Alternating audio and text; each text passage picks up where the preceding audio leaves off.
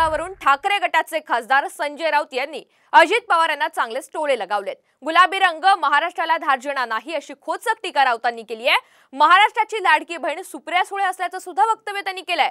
पाहूयात संजय राऊतांची टोलेबाजी।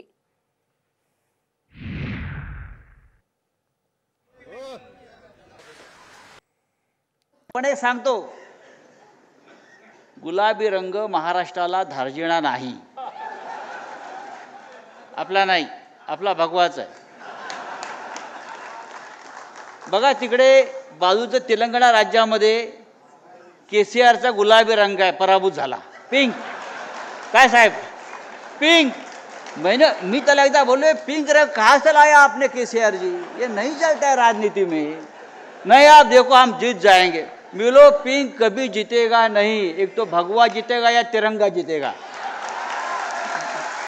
या बहिणीसाठी बारामतीमध्ये महाराष्ट्र लढलेला आहे। त्याच्यामुळे महाराष्ट्रातले तुमचे जे भाऊ आहेत लाडके, त्यांनी रंग बदलला, ते काय पिंक झाले, पिंक। सरडा रंग बदलतो, अचानक पिंक कसा होऊ शकतो, गुलाबी।